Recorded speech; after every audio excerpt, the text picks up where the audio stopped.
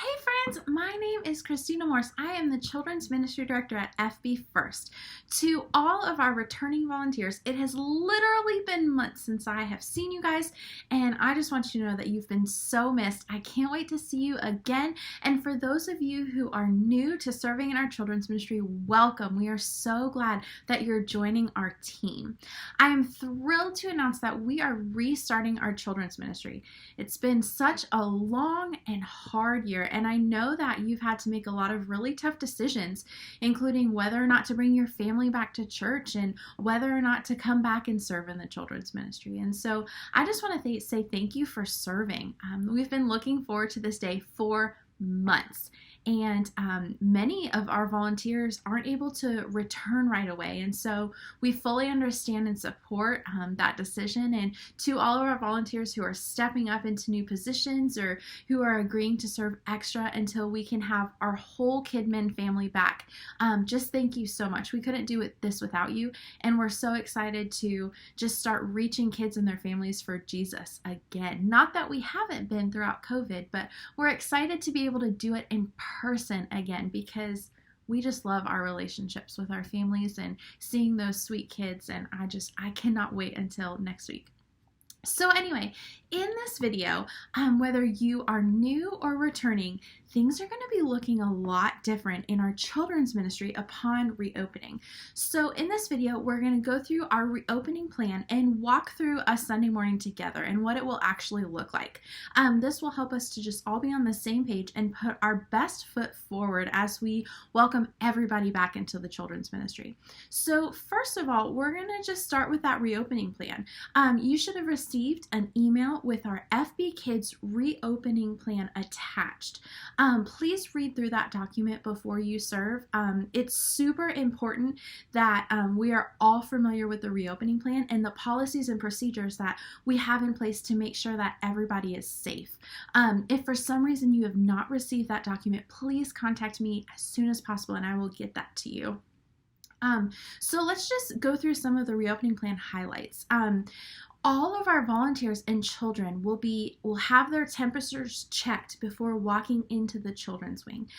Anyone with a temperature above 100.4 degrees will just be politely asked to rejoin us again next week. For our mask requirements, all volunteers are going to be required to wear masks while serving in the children's ministry. All parents are required to wear masks while dropping off and picking up their children. All elementary schoolers are required to wear masks while they're in the classrooms, okay? And preschoolers are not required to wear masks in classrooms because we all know that that is very difficult for them. But if a parent chooses to have a preschooler wear a mask, our volunteers, we're going to make sure that that child continues to wear the mask the whole time that they're in the classroom. We will stand behind whatever that parent decides. If you would like to wear an eye shield, which is kind of the glasses with the clear plastic in front, if you'd like to wear an eye shield in addition to your face mask, you are more than welcome. But those eye shields may not be worn without a face mask because the whole purpose of those is to protect the eyes, and we really want to make sure that those face masks are protecting are covering over our mouths. And so as of October 11th, our children's ministry is open during the 10:30 a.m. worship service. Woo! We're so excited! So our preschoolers will be in their classrooms in the children's wing, and our elementary schoolers will be in the gym for kids' church. And so we're hoping to reopen our children's ministry during the 9 a.m. classic service soon as well. So be on the lookout for that announcement. But for right now, just as a reminder, our children's ministry is only open during the 10:30 a.m. modern service, okay? So a big part of our reopening plan is that we're going to be social distancing whenever possible. So one of the things that will help with that is that we have a new one-way traffic pattern within the children's wing. So just as before, we will all enter the children's wing using the entrance to the left of the check-in area on the preschool side of the children's wing or the Jack and Jill side of the preschool wing. But now we're going to exit. It's going to be all one way. We're going to exit using the elementary side of the children's wing, or where our FBCA classrooms are located. There will be plenty of signs and things around the children's wing to help you remember that. I know that that's a new habit we're going to have to get into, but keeping that traffic moving and keeping everybody from bunching up, going one way within the children's wing is going to help us with social distancing. And in our classrooms, we're going to do our best to social distance.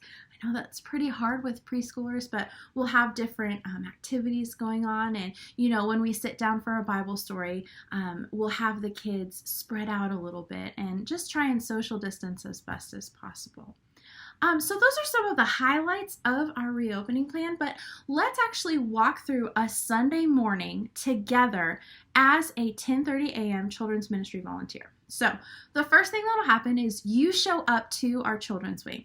And so you as the volunteer will check in, okay? There's a check-in, there's a volunteer iPad that's located just inside the children's wing to the right of the entry doors. And so if you're new, we will show you exactly where that is and help you through the process of getting yourself checked in so that we know that you came and we have you within our system. So volunteers will check in there each morning before heading to their classrooms. For your arrival time, we ask that you are in your classrooms and ready to go by 10:15 a.m. If you can arrive earlier than that, then that's even better. As we're restarting our children's ministry and only opening those classrooms during the 10:30 service, you'll walk into empty rooms. You guys will be the first ones in the room. So still, we would love for you to show up at 10:15 or maybe even earlier. But think about it. When we open up our 9 a.m. services as well, there will already be kids in those classrooms. And so that 10:15 arrival time allows for us to have a shift change between the classrooms. And so our 9 o'clock volunteers can talk to our 10:30 volunteers, tell them anything that they need to know about the kids, about anything that's happened in their hour with the kids, and then also allow them time to get to their grow groups or their worship service. And at 10:15, that's when our kids will start coming into the room as we reopen our children's ministry. And so we ask that you are in those rooms and ready to go by 10:15. On the shelves that are located right next to the door in each room, or maybe on the counter located in the room, there are clipboards. There's a classroom clipboard for every age group. And so when parents drop off their kids, we ask that you as the volunteer pick up those clipboards, write the child's name, their security code, and make a checkbox in the service that they're attending. So it'll say 9 o'clock or 10:30. Check off which service that they are attending. We are asking that the volunteers are the only ones to touch those clipboards. So I know that before COVID, sometimes the parent would check their kids in, but just to limit contact, we ask that our volunteers are the ones to write the names and security codes on those clipboards. So just like when the kids arrive in the classroom, you're checking them in, you're writing on the clipboard. When the children are picked up, when they leave, we want to make sure that you also pick up those clipboards and check the box that says check out, so that we know that that child has officially left the room, they've officially been picked up by their parents. Okay? Now let's talk about cleaning and sanitation within these rooms. There will be hand sanitizer all over the children's wing. So there will be some stands outside the doors before families even walk into the children's wing, and each classroom will have containers of hand sanitizer. And so before volunteers and kids walk into the room, we ask that everybody sanitize their hands, and also before they leave a room. So that would include the transition to and from the playground. So just think, anytime you're walking in and or out of those doors, we want everybody to sanitize their hands.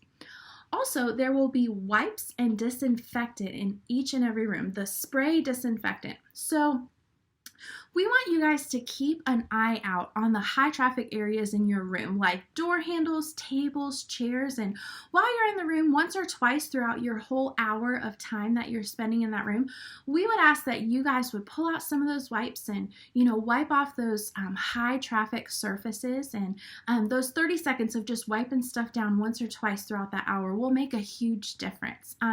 Also, if there were a child who were to sneeze, or in our younger preschool rooms to drool or anything like that, we ask that you would use those wipes, use those disinfectant to just clean up any of the areas where it had contact with those bodily fluids. And we know that there are a lot of germs to look out for, and there's no way that we will be able to clean up every single spot that was touched, but we just want to do our best to keep up with cleaning and sanitizing the room, and using those wipes and that disinfectant spray to just do our best to keep those rooms clean.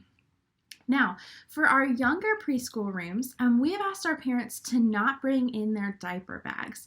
Instead of diaper bags, we will have some shoebox-sized plastic bins for parents to leave their child's necessities in. So maybe diapers or wipes or bottles. They'll leave those in those plastic bins, and there will be some labels on those bins that you can write down the child's name. Hopefully that will help with just the sanitation of the room. That's our goal, is to keep it as clean as possible. And so be on the lookout for those bins, and parents can set their child's items in those bins.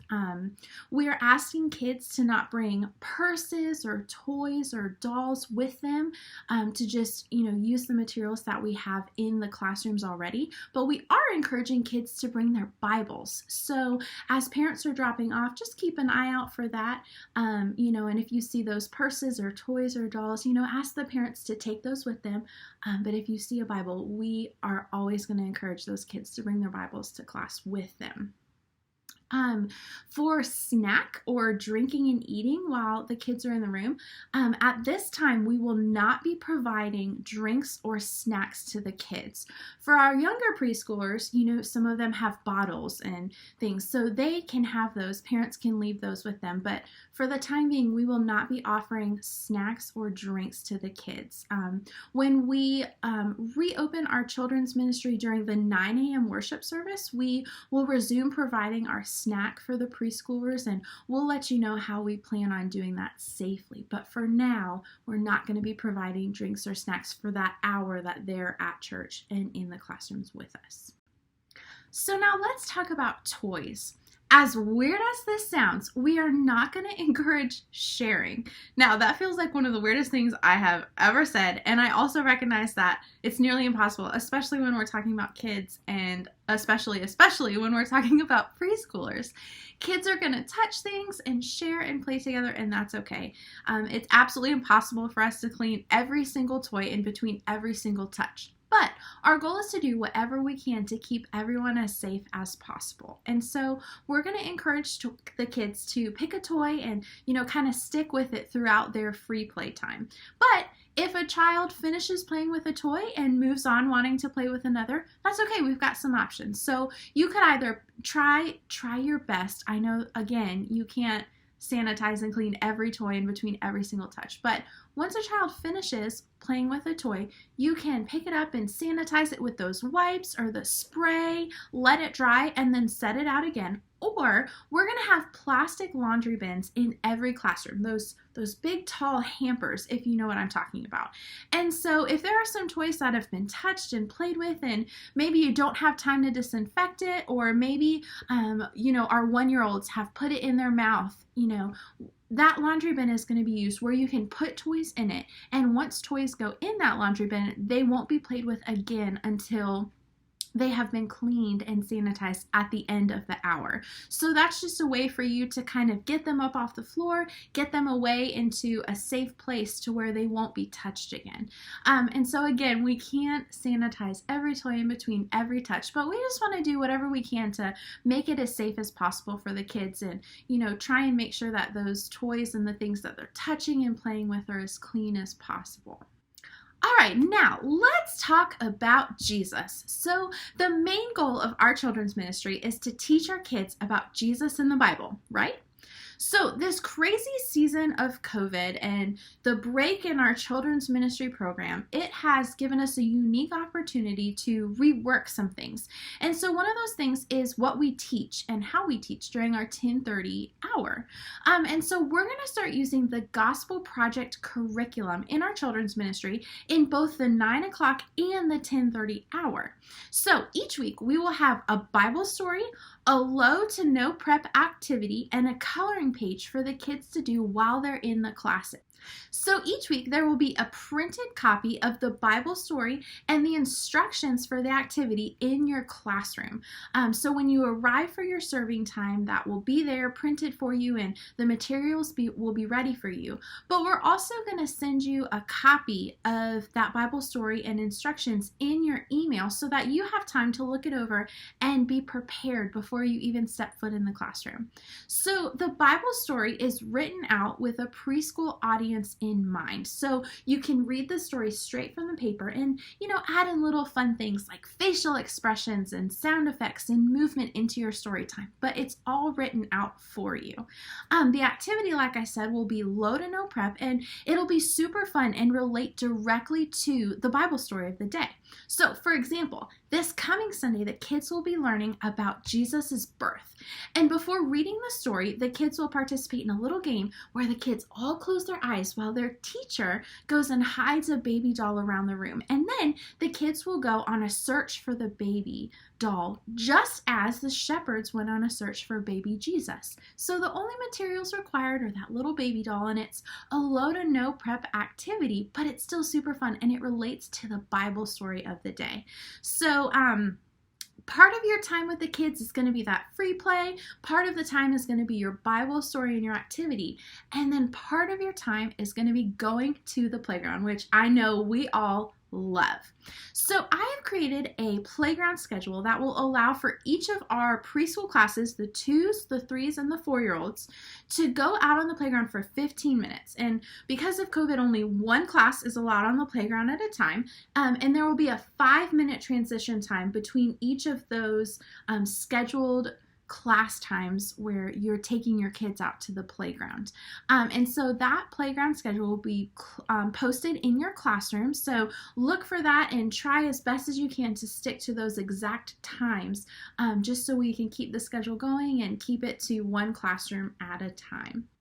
So let's talk about our sickness policy. As I mentioned in the beginning part of the video, each child and volunteer will have their temperature checked before entering the children's wing.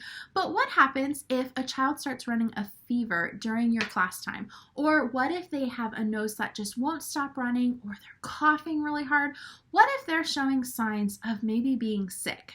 If that happens, please find me or one of the volunteers at the front check-in area of the children's wing. If any kids are showing symptoms, we just want to be a little extra cautious during this season. We will remove the kids from the classroom and we'll call their parents to come pick them up. We're not going to make a huge fuss about it. We're not going to make the child anxious or nervous about it. We'll just call mom and dad and let them know what's going on. But one of the volunteers outside of your classroom will take the child from you so that you can keep paying attention to all the kids that you've got in your classroom and all the activities that you're doing. That child will just come hang out with us for a little bit while we contact mom and dad. So if you just notice any of those things, just try and grab one of our attentions and we'll help you with that situation. So that was a Sunday morning in the children's ministry during the 10:30 hour. There are so many things that happen within that hour. That was just a short overview, but I wanted to kind of give you an idea of what it would look like with all of our COVID policies and also just scheduling of what happens in those classrooms with those kids while they're with us. So if you have any questions about that, if you have any comments, if you're one of our new volunteers and you think of a question that you haven't had the chance to ask me yet, please don't hesitate to contact me. I'd love to talk to you about it. Know that I will be in the children's wing. I'll be walking around and I'm there to help you any way I can, to answer any of your questions. And we're just all going to be in this together. I know that this is a really weird season and things are a little bit different, but guys, again, we're just so thankful for you being willing to serve in our children's ministry. We're so excited to just open up the children's wing again, and just to be able to teach these kids about Jesus. So the last thing that I have for this training video is just talking about our serving schedule. So we create our schedule and the rotation, which volunteer serves when, through our digital schedule through myfbfirst.com. So there's actually an instruction manual that we've created to help you navigate all the things that have to do with creating your account, logging in, looking at the schedule, requesting a swap with another volunteer, or letting us know that you're not going to be able to make one of your serving times. All of those questions can be answered within this instruction manual. And this manual was actually emailed to you a couple days ago. Now, if you did not get that email, if you didn't see that instruction manual attachment, please contact me. I will get it to you as soon as possible. Looking through this manual is the best way to learn all about how to navigate that system. There are little pictures, there are step-by-step instructions. The manual is great to explain that to you, but I am always available to help you navigate that, to teach you, or just sit at a computer and walk with you through that system. So again, that's where we schedule our volunteers, where you can make a swap. If you're not able to serve, you can ask someone else to serve in your spot for you, or just your way to contact us and tell us that you're not going to be able to make it. So again, if you have any questions, please email me and I'd be happy to answer them. When it is your turn to serve, you will receive an email the Thursday before your scheduled time at 5 p.m. that will just remind you, hey, this coming Sunday, you're scheduled to serve in the children's ministry. You'll receive a second reminder email on Saturday morning at 11 a.m. Just another reminder to say, hey, don't forget, tomorrow morning, we're looking forward to seeing you in the children's ministry. So be looking for those emails, and we're just so excited to have you serve in the children's ministry. So let me just say one more time, if you have any questions or comments, if you want to talk through anything, if you have any concerns, please contact me. My email address is christinamorse@fbfirst.com, or you can call me at the church. I'd be happy to talk with you through anything. I know that these are crazy times. And also, please be sure to read through our FBKids reopening plan. Again, we just all want to be on the same page and knowing all of the policies and procedures that are going to keep our volunteers, our parents, and our kids safe. And so once again, thank you so much for serving in our children's ministry. We love you and we truly appreciate you, and the fact that you're just willing to love on our kids and teach them about Jesus. All right, that's it for our training video. I cannot wait to see you in the children's wing. See you soon.